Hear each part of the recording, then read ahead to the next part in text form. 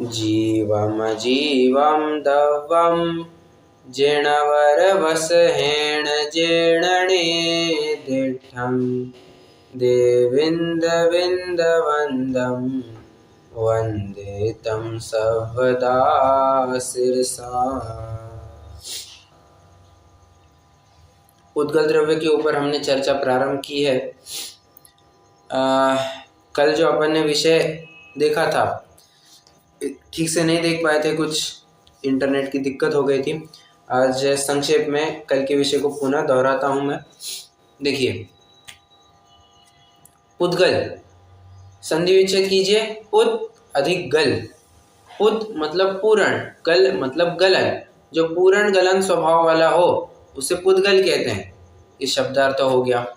अब पुद्गल कितने प्रकार का होता है तो कहते हैं 2 प्रकार का होता है। अणवस्कंधाश्च, अणु और स्कंध 2 प्रकार का पुद्गल हुआ करता है। ठीक है जी। स्कंध क्या होता है, अणु क्या होता है, पहले ये बताइए। अणु मतलब उद्गल द्रव्य का सबसे जो अविभागी अंश है, जिसका आगे कोई भी विभाजन संभव नहीं है, उसे अणु या परमाणु कहते हैं। ठीक है। अतीन्द्रिय होता है। देखिए, कल अपन ने एक बात देखी थी ना कि वह अतीन्द्रिय होता है। तो मैं आपको चाहे तो थोड़ा पढ़ करके भी दिखाऊंगा। आज मैं चेतन दास जी की टीका लेकर के बैठा हूँ, उसमें से भी पढ़ के दिखाऊंगा। ओके।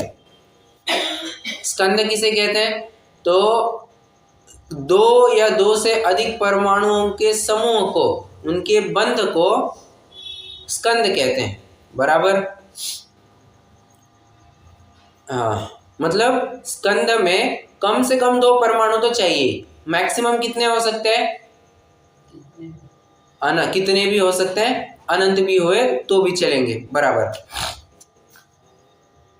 अब एक प्रश्न और उपस्थित होता है, ये अणु की उत्पत्ति कैसे होती है और स्कंद की उत्पत्ति कैसे होती है। बराबर। तो एक उत्तर तो देखिए, कोई ये भी बात तर्क रख सकता है कि अणु और स्कंद इनकी तो कभी उत्पत्ति होती ही नहीं है, क्योंकि कभी किसी द्रव्य का कोई द्रव्य कभी उत्पन्न होता ही नहीं है। तो कहते हैं उत्पन्न मतलब यहाँ व्यवहार की अपेक्षा समझना। उत्पत्ति का अर्थ मतलब परमाणु रूप में तुम्हें कब दिख सकता है, किस प्रकार, किस प्रक्रिया के द्वारा दिख सकता है, या स्कंद इस रूप में वो उद्गल तुम्हें किस प्रकार दिख सकता है, ये प्रश्न पूछा जा रहा है। तो उत्पत्ति का अर्थ ये समझना। ठीक है। उत्पत्ति का अर्थ ये नहीं कि नए से कोई द्रव्य बना दिया, ना ना ना। उस परिणमन करते करते वो अणु रूप में किस प्रकार पाया जाएगा या स्कंद रूप में किस प्रकार पाया जाएगा। तो कहते हैं स्कंद चाहिए तो स्कंद के लिए भेद संघातेभ्य उत्पद्यन्ते। मैं बराबर तत्व सूत्र के सूत्रों का आधार बनाते जा रहा हूं। आपको 5वां अध्याय सामने रखना होगा, क्योंकि मैं थोड़ा रैपिडली चलूंगा।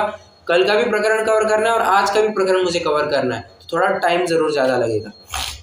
उपयोग सूक्ष्म रखिएगा। भेद संघातेभ्य उत्पद्यन्ते। देखिए, उत्पद्यन्ते कहकर के यहाँ पर बहुवचन का प्रयोग कर दिया। शब्द क्या है, प्रक्रिया कितनी दी है यहाँ पर, भेद और संघात, इतनी प्रक्रिया दी है उत्पद्यन्ते। परंतु उत्पद्यन्ते कहकर के बहुवचनी शब्द का प्रयोग किया है। मतलब भेद 1, संघात 2 और भेद संघात 3। इन 3 प्रक्रियाओं के माध्यम से स्कंद की उत्पत्ति कही जाती है। ठीक है। जैसे 100 परमाणुओं का एक स्कंद है, भेद हो गया, टूट गया, 50-50 परमाणु के 2 स्कंद हो गए। बराबर। स्कंद की उत्पत्ति इस प्रकार की पाई जाती है। अच्छा, 100 परमाणु के 2 स्कंद थे, आपस में मिल गए, संघात हो गया, 200 परमाणु का एक स्कंद बन गया। तो संघात के माध्यम से भी स्कंद पाया जाता है। और भेद संघात से भी संभव, माने 50 परमाणु हट गए और 100 परमाणु जुड़ गए।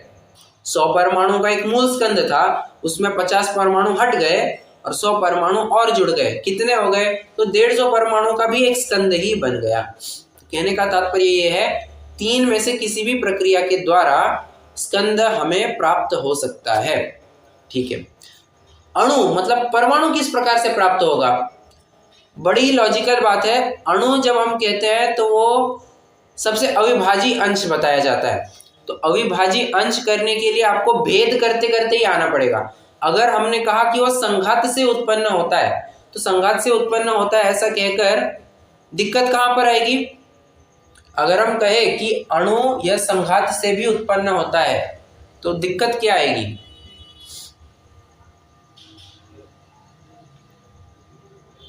सूक्ष्म करना पड़ेगा ना, वो सिंगल नहीं रहेगा। कर रहे, वो सिंगल नहीं रहेगा, उससे भी और कोई सूक्ष्म वस्तु है ये हमें मानना पड़ेगा। तो अणु यह सबसे सूक्ष्म वस्तु है, ऐसे मानने में बाधा उत्पन्न हो जाएगी, वो परिभाषा गलत ठहरेगी। तो हमें ये समझना होगा कि अणु यह भेद करके उत्पन्न होगा। और कैसे? एकदम सिंपल एग्जांपल है, दो परमाणुओं का एक स्कंद था, दोनों आपस में अलग हो गए, एक एक परमाणु आ गए, ठीक है। तो अणु रूप में हमें इस प्रकार से भेद के माध्यम से ही पाया जा सकता है। यहां तक का प्रकरण समझ में आ रहा है?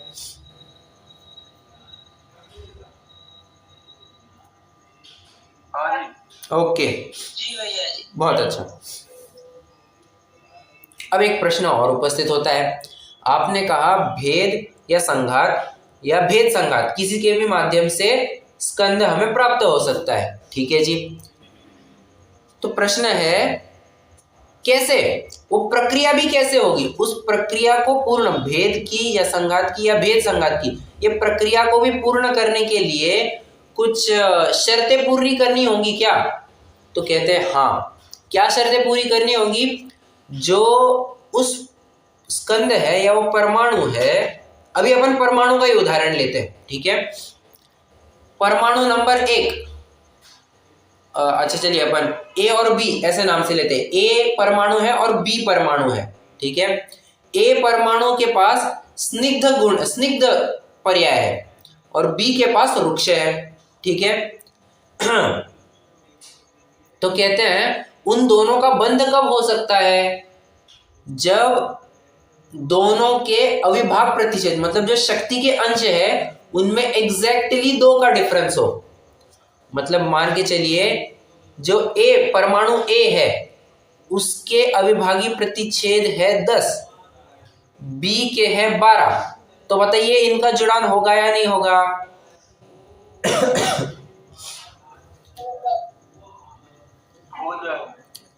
अब प्रश्न थोड़ा उल्टा घुमाता हूं। ए के 10 है, बी के 8 है, तो बताइए तो होगा या नहीं होगा? दरवाजा लगाओ।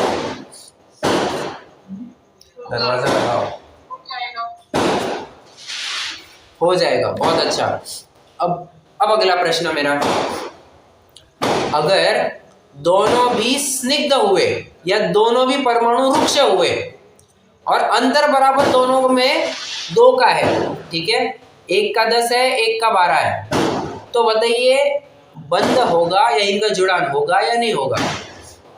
दोनों भी रुक्ष है या दोनों भी स्निग्ध है, कुछ भी कहिए।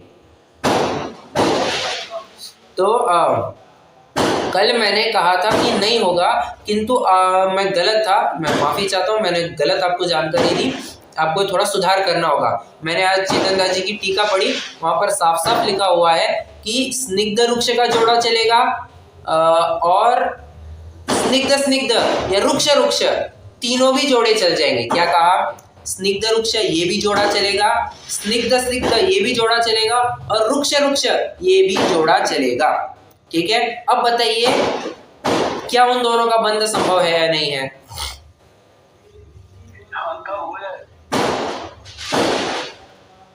हो जाएगा, बराबर हो जाएगा, ठीक है। मैं आपको चाहिए थोड़ा पढ़ के ही दिखाता हूँ।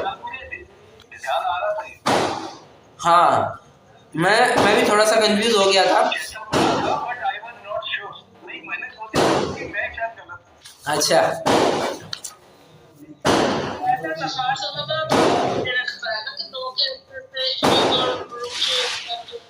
क्या क्या?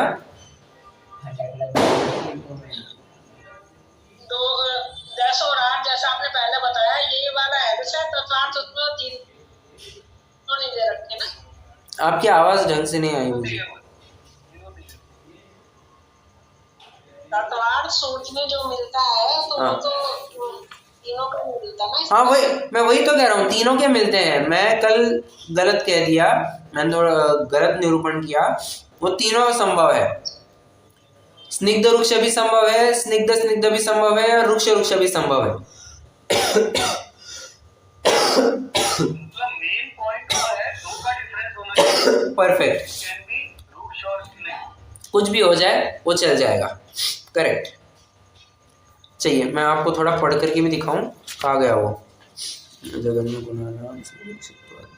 हाँ, मेरे पास ये चेतन दास जी की टीका है, पेज नंबर 103, ये तत्वार्थ सार भाग 2 पृष्ठ क्रमांक 103, सूत्र नंबर 5वां अध्याय सूत्र नंबर 33 में उसकी टीका पढ़ रहा हूँ, मतलब उनका निरूपण पढ़ रहा हूँ। एकदम लास्ट लाइन है उसकी, वह बंध स्निग्ध स्निग्ध परमाणु के मिलने से, रुक्ष रुक्ष के मिलने से, स्निग्ध रुक्ष के मिलने से होता है। मुझे जो बात सिद्ध करके दिखानी थी वो मैंने पढ़ करके दिखा दी है, ठीक है। अच्छा, अब एक और बात है, न जघन्य गुणानाम। न जघन्य गुणानाम मतलब सॉरी गुण साम्य सदृशानाम, मुझे इसके बारे में बात करनी है। गुण साम्य सदृशानाम मतलब अगर अविभाज्य प्रतिच्छेद समान हो तो बंध संभव नहीं है। बस दो का डिफरेंस होना चाहिए, अगर समान हुआ तो उनका बंध या उनका जुड़ान संभव नहीं है, ठीक है। तो ये तो मैंने तत्वार्थ सूत्र के कुछ सूत्रों को आधार बना करके परमाणु और स्कंद इसके बारे में चर्चा की, ठीक है। अब हमें स्कंद के बारे में थोड़ी विशेष चर्चा करनी है, जो कि द्रव्य संग्रह की 16वीं गाथा में आई है, ठीक है। आप चाहे तो ना एक कोर एकदम प्योर ब्लैंक पेज लीजिए, या फिर नया पेज आपकी नोटबुक में एक नया पेज, फ्रेश पेज ले लीजिए, बीच की थोड़ी जगह होगी उस पेज पर, तो उस पर कुछ दूसरा कंटेंट लिख देना। जी थोड़ा सा कंफ्यूजन है, बोलिए ना। इसमें तत्वार्थ में तो है ये सूत्र की स्निग्ध रूक्ष तत्वार्थ बंध, बराबर, मतलब स्निग्ध और रूक्ष का ही बंध होता है, तो फिर कैसे होगा स्निग्ध? नहीं नहीं नहीं, देखिए क्या क्या है, स्निग्ध और रुक्ष का बंध होता है ऐसा नहीं कह रहे हैं, स्निग्धता और रुक्षता इनका बंध होता है। समझ में आ रहा है? देखिए अंतर समझिए, स्निग्ध और रुक्ष का बंध होता है, इसका क्या फलितार्थ हुआ? उसका अर्थ ये बनता है कि एक परमाणु स्निग्ध होगा, दूसरे की पर्याय रुक्ष होगी तो उनका बंध होगा। यहाँ पर वैसा नहीं कह रहे, यहाँ पर कह रहे स्निग्धता और रुक्षता होगी तो उनमें जुड़ान संभव है। तो दोनों भी परमाणु में स्निग्धता हो, दोनों भी परमाणु में रुक्षता हो, या एक में स्निग्धता हो एक में रुक्षता हो, कुछ भी चल जाएगा। आपको अर्थ समझ में आ रहा है क्या?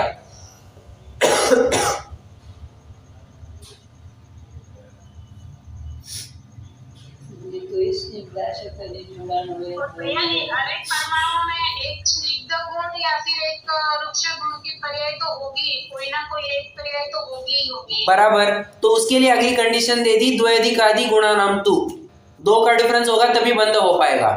पहली कंडीशन स्निग्ध रुक्ष बना, और दूसरी कंडीशन द्वैधिकादि गुणानाम तु, दो का डिफरेंस होना चाहिए।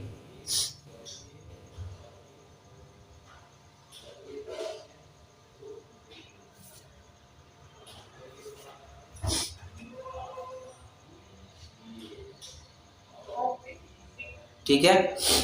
और देखिए यहां पर बंध का मूल कारण, अच्छा स्निग्ध, और ये सूत्र डालने का प्रयोजन क्या था मैं आपको बताता हूं। जुड़ान बताना है, प्रश्न है मेरा ठंडा और गर्म, इसके माध्यम ये पर्याय लेकर के जुड़ान बता सकते थे क्या? अरे नहीं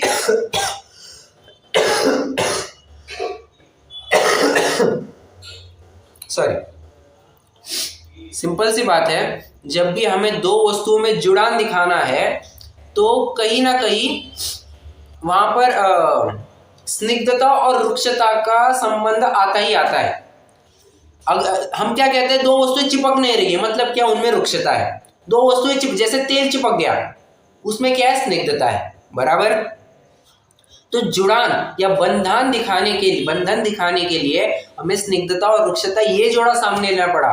कोई ठंडा गरम हल्का भारी ये जोड़ा लेकर के हम बंध नहीं दिखा सकते थे। स्निग्ध रुक्षत, और परमाणु का स्वभाव भी वैसा ही है, उद्गल का स्वभाव भी वैसा ही है, स्निग्ध रुक्ष के द्वारा ही उसका बंधन संभव है, ठंडे गरम के माध्यम से संभव नहीं है। प्रयोजन समझ में आया कि इस सूत्र का?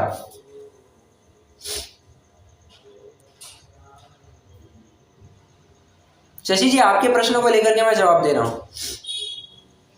हाँ जी प्यारा जी आप। ओके ओके चलिए।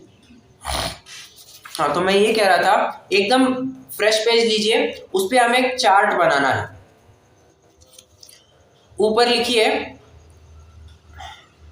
पुद्गल, उसके दो हिस्से कीजिए, परमाणु और स्कंद। परमाणु एकदम किसी कोने में डाल करके रख दिया तो भी चलेगा, क्योंकि उसके ज्यादा कुछ भेद प्रभेद होने नहीं है। भेद प्रभेद जो अपन करने वाले वो स्कंद में करने वाले हैं, ठीक है। तो स्कंद के लिए ही लगभग पूरा पेज बन जाएगा, परमाणु के लिए एक छोटी सी जगह डाल करके रख दीजिए, ठीक है। अब स्कंद के आपको 10 भेद करने हैं। कौन से 10 भेद करने हैं?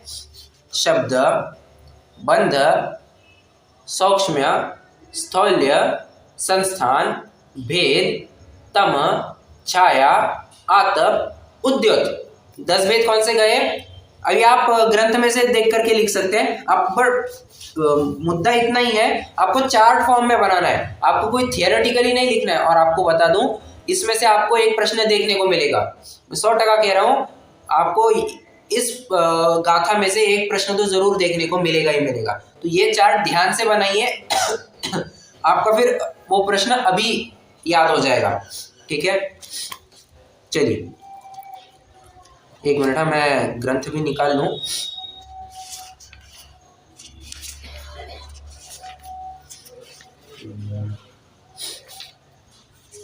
हाँ चलिए एक मिनट इसमें बहुत क्लियरली लिखा हुआ है तत्पर सूत्र में। हाँ वर्णों का बंध। हाँ जो अभी ये पूछ रहे थे ना, it's very clearly mention Chavda ji की बुक में।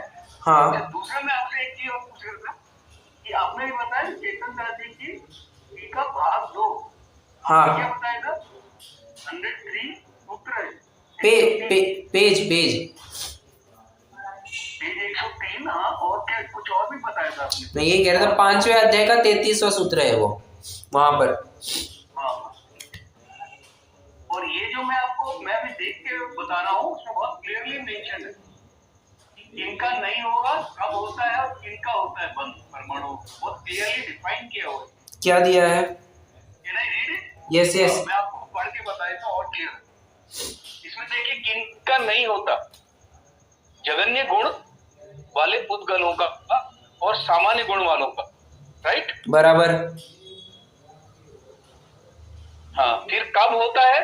स्निग्धता और रुक्षता के कारण, ये भी क्लियर है। बराबर। और दूसरी कंडीशन है 2 अधिक गुण होने पर ही होता है, मतलब 2 कंडीशन होनी चाहिए। करेक्ट। स्निग्ध व रुक्षता के कारण और 2 से अधिक होने पर। और तीसरा है किनका होता है?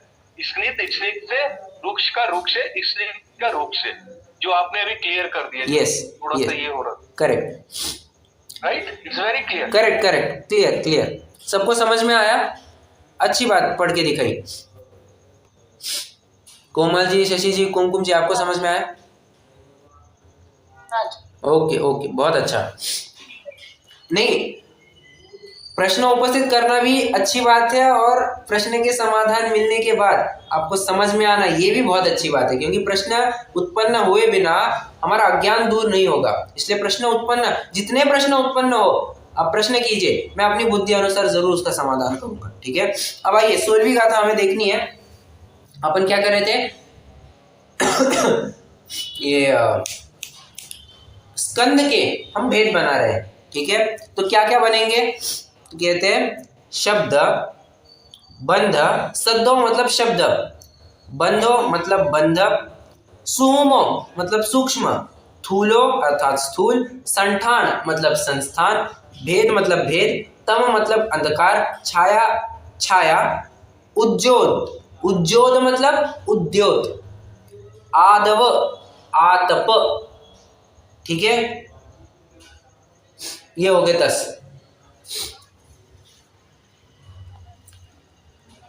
एक ही मिनट जरा।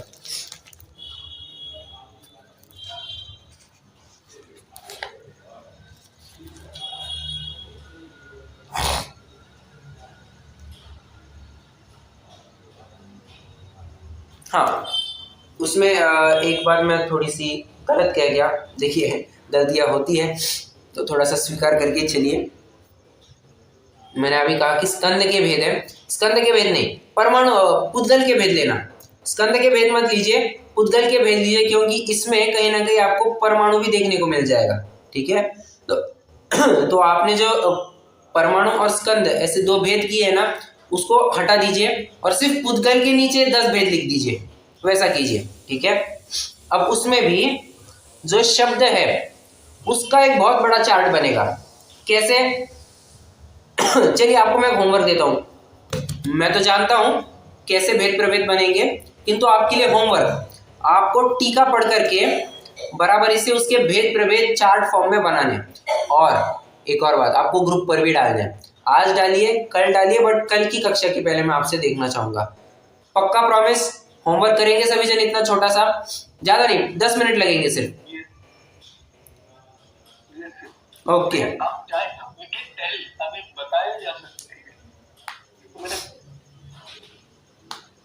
क्या क्या शब्द के बनाने हैं बस। पूरा चार्ट बनाने के लिए। हाँ, पूरा चार्ट बनाने को कह रहा हूं मैं। उसमें भी मैं, चलिए आपको थोड़ा काम हल्का कर देता हूँ।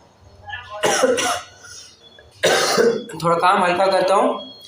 मैं थोड़ा उल्टा पढ़ रहा हूँ। आतप, उद्योत, छाया, तम, भेद, इसके तो आपके क्या कहना चाहिए, भेद प्रभेद होंगे ही नहीं। इसके कुछ भेद प्रभेद बनेंगे नहीं, आपके होंगे तो मैं भी आपको बता दूंगा। इसके कुछ भेद प्रभेद है नहीं। भेद कहाँ पर आएंगे? शब्द, बंध, सूक्ष्म, स्थूल, संस्थान।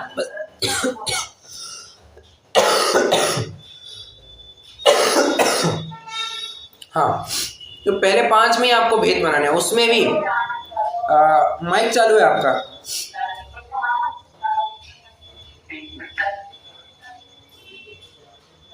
कुमकुम जी, माइक चालू। कुछ कह रही हैं आप? ठीक, बराबर। शब्द, बंध, सूक्ष्म, स्थूल और संस्थान, इसके भेद हो जाएंगे। ठीक है, अच्छा, आप संस्थान के भी नहीं बनाएंगे तो भी चलेगा। क्यों? क्योंकि 6 संस्थान हमें पता ही है। जब मैं चर्चा करूंगा तब मैं बता ही दूंगा। ठीक है, अब एक एक की चर्चा मुझे करनी है। मैं विशेष चर्चा करूंगा अभी। जो तालिका में तो वैसा ही बनाना है ना, तालिका की तालिका है ना जो। अच्छा, आपको तालिका का आधार नहीं लेना है। तालिका को बंद करके लिखना है। आपको द्रव्य संग्रह में पढ़ करके लिखना है। मैं द्रव्य संग्रह क्यों पढ़ने को कह रहा हूँ? अरे प्रकरण वो चल रहा है और आपको टीका भी पढ़ करके हो जाएगी। 2 फायदे हो जाएंगे और चार्ट भी बनाया जाएगा। 3 फायदे हो जाएंगे। ठीक है, तो तालिका बंद करके कीजिए, प्रैक्टिस हो जाएगी आपकी। चलिए, शब्द देखिए, पहली ही चोट में उन्होंने एक मत का खंडन किया है। कौन सा मत है ये? इसके ऊपर जाने के बजाय मेरे ख्याल से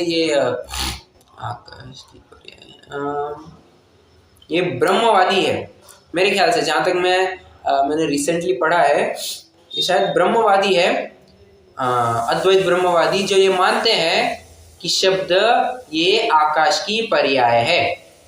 अन्य मत क्या मानते हैं? शब्द ये आकाश की पर्याय है। अब यहाँ पर शब्द ये पुद्गल का भेद कह करके क्या सिद्ध हुआ? ये कोई आकाश की पर्याय नहीं है, ये तो पुद्गल की ही पर्याय है। ठीक है, तो मतार्थ में आप ये ले सकते हैं। एक अन्य मत का ऐसा लिख सकते हैं मतार्थ में। ये आप अलग पेज, चार्ट के लिए अलग सा पेज रखिए। ये सब जो कंटेंट चल रहा है वो बचे हुए पेज पर लिखिए। तो मतार्थ में ये लिखेंगे, जो मत यह मानता है कि शब्द यह आकाश की पर्याय है, उसका खंडन हुआ। शब्द को पुद्गल की पर्याय बता करके उनका खंडन हुआ। शब्द क्या है? पुद्गल की पर्याय। मतलब हाँ,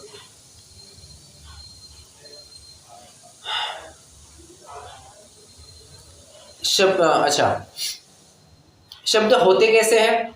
अगर जीव की अपेक्षा बात करें तो जब जीव बोलता है तब शब्द होते हैं। ठीक है, जैसे अभी मैं बोल रहा हूं, वो शब्द हो गए।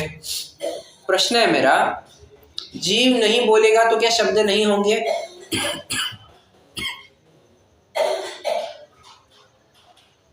अक्षरात्मक होते हैं ना शब्द। अरे अक्षरात्मक तो अपन बोलते हैं, वो अक्षरात्मक हुए। जो नहीं बोलेगा उसके भी कुछ तो होगा, और मतलब शब्द। अक्षरात्मक सिर्फ संगी पंचेंद्रियों के हुआ करता है। अनक्षरात्मक वो सही बोल रहा है। बोल वगैरह बचते हैं ना, वो भी उससे भी संकेत की भाषा यूज हो सकती है। बराबर। मतलब दो पुद्गल भी जब आपस में टकराते हैं तब भी शब्द संभव होता है।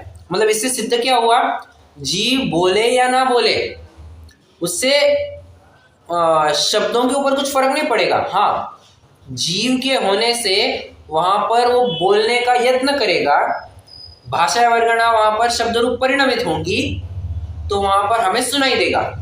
बराबर है। किंतु मूल रूप से अगर विचार करेंगे, अगर वहां जीव नहीं भी होता तो भाषा वर्गणा का स्वयं का अपना परिणमन है, जिसकी वजह से वो हमें सुनाई देता है। ठीक है, तो एक बात सिद्ध हो जाती है कि भाषा वर्गणा का स्वयं का परिणाम। मैं आपको एक मिनट थोड़ा पढ़ करके दिखा दूं। ये मेरे पास सहजा मनोवर्जी वर्णी की प्रश्नोत्तरी टीका है, मैं उसमें से अभी पढ़ रहा था, उसमें ये बात अच्छी आई थी। मैं आपको थोड़ा पढ़ करके दिखाऊं। कहाँ गया?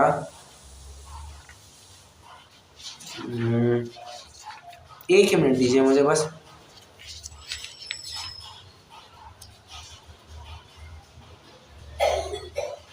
यस, ये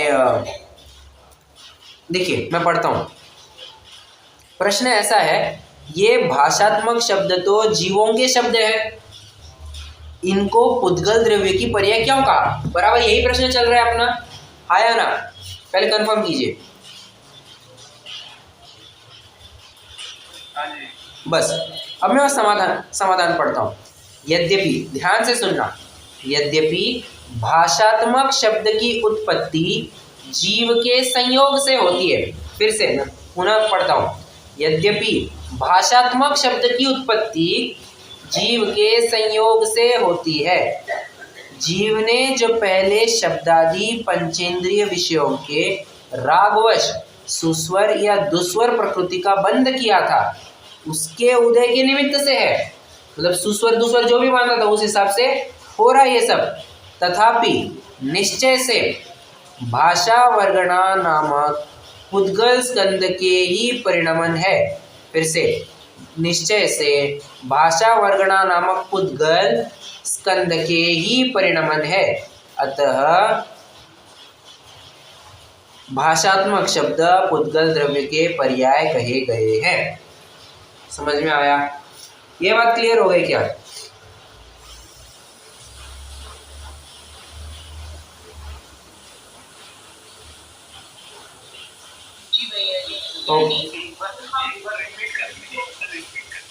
हाँ मैं करता हूँ। कोमल जी आप क्या कह रही थी?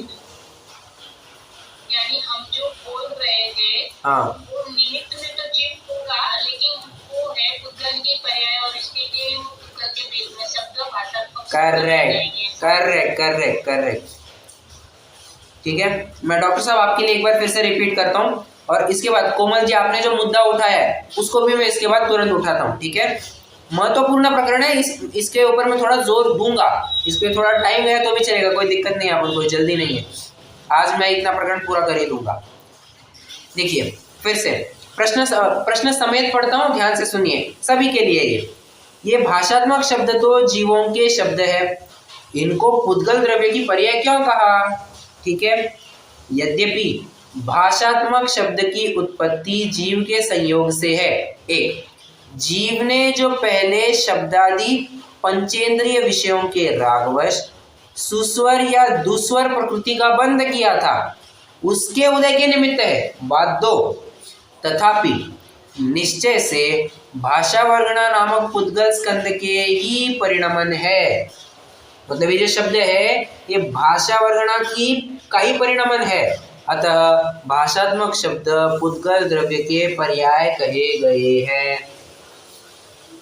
मैंने आपको कहा ना, शब्द देखिए, शब्द के दो भेद है, मूल दो भेद है, भाषात्मक और भाषात्मक। तो उस भाषात्मक के बारे में बात चल रही है, ठीक है। तो आप चार्ट बनेंगे तो आपको ये ज्यादा लिंक हो पाएगा। अब कोमल जी आपने जो पॉइंट उठाया उसके लिए यहाँ पर वर्णी जी ने तुरंत एक अगला प्रश्न भी लिया है। इन शब्दों के वर्तमान पर्याय के समय जीव किस प्रकार निमित्त होता है? वही प्रश्न, वही मुद्दा था आपका। जीव के इच्छा उत्पन्न होती है कि मैं इस प्रकार बोलूं। इच्छा के निमित्त से आत्मा के प्रदेशों का योग होता है। देखिए फ्लो कह रहे हैं, ये भी चाहे तो आप एक सीक्वेंस के रूप में लिख सकते हैं। जीव ने इच्छा की, स्टेप 1, स्टेप 2 आत्म प्रदेशों का योग हुआ, ठीक है। स्टेप 3 योग के निमित्त से वायु, शरीर में वायु चलने लग गया, ठीक है, मतलब तालु होठ आदि चलने लग गए। सॉरी वायु क्या कहते हैं, सबसे पहले तो वायु घूमने लग गई शरीर में। नंबर 4 शरीर वायु चलने के निमित्त से ओठ, जिह्वा, कंठ, ताल के तदनुरूप हलन चलन होता है। उसके बाद वायु चलने लग गई, उसके बाद क्या हुआ, ओठ हिलने लग गए, जिह्वा हिलने लग गई, तालू हिलने लग गया, तालू से घर्षण हुआ। तो ये सब बातें क्या दर्शाती है, इसके बाद क्या हुआ, हलन चलन होता है, उसके निमित्त से भाषा वर्गणा का शब्द रूप परिणमन होता है। तो 4 स्टेप में इन्होंने प्रोसेस बता दिए। सबसे पहले क्या, जीव इच्छा करते, जीव ऐसे भाव करता है मैं बोलूं। दूसरे स्टेप पर क्या, भाव करेगा तब योग होगा, जीव के आत्म प्रदेशों का कंपन होगा। कंपन होगा तो क्या होगा, वो शरीर में वायु चलने लग जाएगी, और वायु चलने से क्या होगा कि होंठ, तालु, जिह्वा सब अपने आप का हलन चलन करने लगेंगे, और उसके निमित्त से भाषा वर्गणा शब्द रूप परिणमित हो जाएंगे। इस प्रकार जीव उसमें निमित्त होता है। ये प्रकरण क्लियर है सबको? सबको क्लियर रहेगा तभी मैं आगे बढ़ूंगा।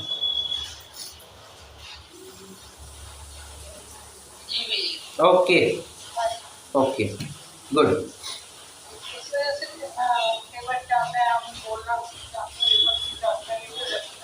क्या क्या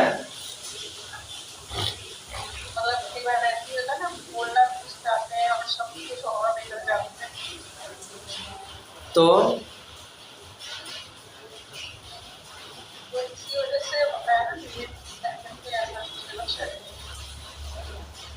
नहीं इमोशंस का तो है ही, हाँ, मतलब एक प्रकार से इमोशन कहिए या फिर अपना जीवा के ऊपर उतना कंट्रोल नहीं रह पाता है। देखिए होता है ना, कभी कभी हम कहना चाहते हैं शब्द एक, शब्द दूसरा ही निकल जाता है, यही कहना चाह रहे हैं ना आप, होता है, बट वो शरीर की क्रिया है वो। हाँ एक प्रकार से आप हाँ करेक्ट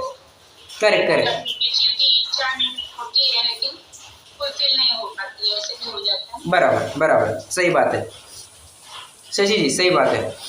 वहाँ पर बोलना कुछ चाहते कुछ और हो जाता है, कुछ और ही कह जाते हैं। तो इच्छा तो होती है वैसे बोलने की, परंतु उस प्रकार परिणाम ना हुआ तो फिर शब्द उस प्रकार नहीं निकलेंगे। जिस प्रकार परिणामन होगा उसी प्रकार से तो शब्द बाहर निकलेंगे। बराबर है, सही है। चलिए शब्द की चर्चा हो गई, अब हमें बंध की चर्चा करनी है।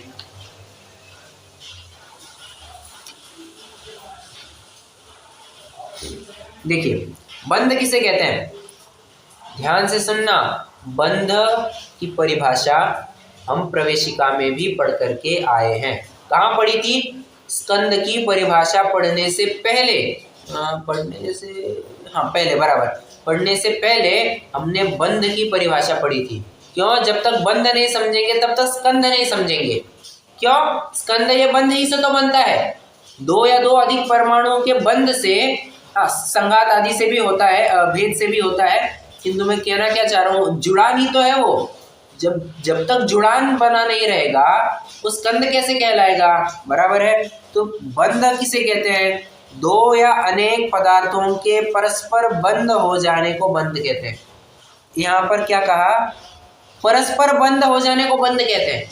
दोनों जगह बंध शब्द का प्रयोग किया, मतलब क्या समझिए, दो या अनेक पदार्थों के परस्पर जुड़ान हो जाने को बंध कहते हैं। यहाँ पर पहला जो बंध शब्द है वहां पर उसका अर्थ जुड़ान लेना, ठीक है। जो स्कंद दिखते हैं उनमें बंध पर्याय है, वह पौद्गलिक बंध है। कर्म और शरीर का बंध भी पौद्गलिक है, ठीक है। चलिए, हाँ, जब बंध में कोई भेद नहीं बनेंगे, बंध वैसे ही बना रहेगा। बंध हो गया शब्द बंध सूक्ष्म, सूक्ष्म और स्थूल्य। चलिए, सूक्ष्म स्थूल, इसको मैं थोड़ा एक्सप्लेन करता हूँ क्योंकि ये ख्याल में आना चाहिए। सूक्ष्म दो प्रकार का होता है, स्थूल भी दो प्रकार का होता है। कौन सा? एक तो निरपेक्ष स्थूल और अपेक्षाकृत स्थूल, और सूक्ष्म भी वैसा ही, निरपेक्ष सूक्ष्म, सापेक्ष सूक्ष्म। इसी को आप कह सकते हैं साक्षात सूक्ष्म और साक्षात स्थूल। ये समझ में आ रहा है क्या? मैं जो निरपेक्ष कह रहा हूं उसी को आप साक्षात भी कह सकते हैं, ठीक है। क्या भेद बनते हैं, कोई बताएगा जरा?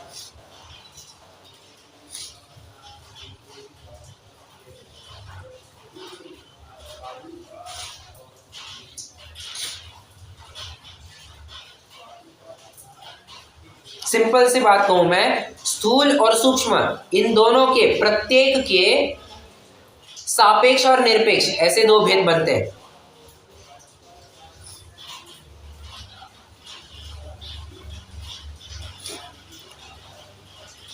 चलिए, निरपेक्ष स्थूल किसे कहते हैं? लोकव्यापी महास्कंद, मतलब जो कंपैरिजन है ही नहीं, जहां पर जो है ही एक्चुअल में स्थूल, उसे निरपेक्ष स्थूल कहा जाता है। जैसे लोकव्यापी महास्कंद, ठीक है। देखिए, लोकव्यापी महास्कंद 343 घनराजु घेरता है। प्रदेश अपेक्षा सबसे बड़ा, प्रदेश अपेक्षा मतलब क्षेत्र, क्षेत्र की अपेक्षा कहना चाहिए, क्षेत्र अपेक्षा सबसे बड़ा स्कंद है वो। इतना पूरे लोक में घेरा, हमें दिखता नहीं है आंखों से, नेत्रेंद्रिय गोचर, इंद्रिय गोचर नहीं है, पर होता जरूर है। तो निरपेक्ष स्थूल। सापेक्ष स्थूल मतलब क्या? देखिए, सापेक्ष स्थूल मतलब क्या? जैसे हाँ, आंवले की अपेक्षा आम स्थूल है। जहां पर कंपैरिजन कर दिया वहां पर सापेक्षता, अपेक्षा आ गई ना, किसी की अपेक्षा तुम स्थूल बोल रहे हो। जैसे छोटे बच्चे की अपेक्षा से बड़ा बच्चा स्थूल है, आंवले की अपेक्षा आम स्थूल है। क्या अपना ऑल्टो की अपेक्षा ये कौन सी है, फॉर्च्यूनर, स्थूल है सूक्ष्म? ऑल्टो की अपेक्षा फॉर्च्यूनर स्थूल है सूक्ष्म? हाँ, बराबर। मैंने कहा ये ऐसे कुछ उदाहरण दे दे तो फटाफट समझ में आ जाएगा। और एक उदाहरण क्षेत्र अपेक्षा भी ले सकते हैं, क्षेत्र अपेक्षा ही लेना इनफैक्ट। क्या कहते हैं, गोवा की अपेक्षा महाराष्ट्र स्थूल है सूक्ष्म? स्थूल, बराबर। ये बस मैंने समझाने के लिए उदाहरण दिया। सापेक्षता आ गई मतलब कंपैरिजन किया जा रहा है, ठीक है। अब सूक्ष्म में लगा लेना। निरपेक्ष सूक्ष्म किसे कहेंगे? मतलब तुम कंपैरिजन कर ही नहीं सकते, वो एक्चुअल में है ही सूक्ष्म। जैसे परमाणु, अरे वो है ही सूक्ष्म, उसमें तुम कंपैरिजन किसके साथ करोगे? सबसे अविभाज्य अंश को ही तो परमाणु कहते हैं, बराबर। परमाणु हो गया निरपेक्ष सूक्ष्म। और सापेक्ष सूक्ष्म क्या? बस जो अभी उदाहरण दिया उसको उल्टा कर दो। महाराष्ट्र की अपेक्षा गोवा सूक्ष्म है, आम की अपेक्षा आंवला सूक्ष्म है, बड़े बच्चे की अपेक्षा छोटा बच्चा सूक्ष्म है। समझ में आ रहा है उदाहरण? प्रकरण भी समझ में आ रहा है क्या? ओके, ठीक। अगर आपको एग्जाम में पूछ दिया जाए तो बिना देखे लिख सकेंगे क्या, बिना याद किए? ओके, बहुत अच्छा, दैट्स द स्पिरिट। चलिए, कहाँ थे? हाँ, शब्द बंध सूक्ष्म स्थूल्य संस्थान, 6 संस्थान है। कौन से 6 संस्थान है? कोई बिना देखे नाम बता पाएगा?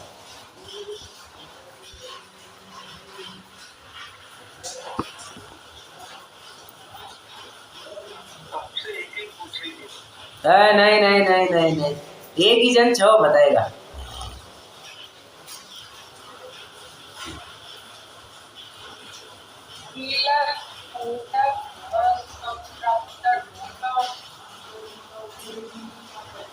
अरे ये उर्दू की तरह उल्टा क्या पढ़ने लग गए? ये बराबर है, बट आपने एकदम उल्टा क्रम पकड़ लिया। देखिए सिंपल है। क्या है? समचतुरस्र संस्थान, न्यग्रोध परिमंडल, स्वाति, वामन, कुब्जक और क्या है? मैं भूल गया। हुंडक, हुंडक, करेक्ट, हुंडक, बराबर। तो ये 6 संस्थान है। वो समचतुरस्र मतलब एकदम प्रॉपरली सिमेट्रिकल, लेफ्ट और राइट साइड मैच होती ही होती है, एक रत्ती पाई इंच का फर्क नहीं पड़ेगा, इतना परफेक्टली मैच होता है। जैसे जैसे जो जितने भी क्या कहना चाहिए, महापुरुष होते हैं, सभी के शरीर समचतुरस्र संस्थान वाले होते हैं। तीर्थंकर हो, चक्रवर्ती हो, कामदेव हो, सबके समचतुरस्र संस्थान होते हैं। न्यग्रोध परिमंडल, न्यग्रोध परिमंडल मतलब क्या? ऊपर बड़ा, नीचे छोटा। ऊपर का शरीर बड़ा है, करेक्ट करेक्ट, वट वृक्ष की भांति। ऊपर बहुत बड़ा है, तो एकदम फैला हुआ है। नीचे देखो तो सिर्फ उतनी एक शाख, क्या कहने चाहिए उसकी, पेड़, टहनी भी नहीं कह सकते, बस उसका मूल है, ट्रंक है, ठीक है। स्वाति, स्वाति मतलब, स्वाति संस्थान मतलब ऊपर एकदम छोटा, नीचे बहुत बड़ा, ठीक है। ऊपर एकदम दुबला पतला, लेग्स में एकदम स्ट्रांग है, ठीक है। कमर के नीचे का हिस्सा एकदम हट्टा कट्टा, ठीक है। अब वामन, वामन मतलब ठेंगा, बुट्टा, टाइनी, शॉर्ट, ड्वार्फ, कुछ भी कह सकते हैं, ठीक है, जो शॉर्ट हाइटेड होता है। अब कुब्जक, कुबड़ा, जिसे स्टूप आ गया है या क्या कह सकते हैं, हम्प आ गया है, उसे कुब्जक कहते हैं। और हुंडक एकदम टेढ़ा मेढ़ा, कैसे भी, कहीं पैरों में ट्विस्ट आ गया है, कहीं मुंह में टेढ़ आ गई है, ये किसी भी प्रकार का, ठीक है। तो ये 6 प्रकार के संस्थान हो गए।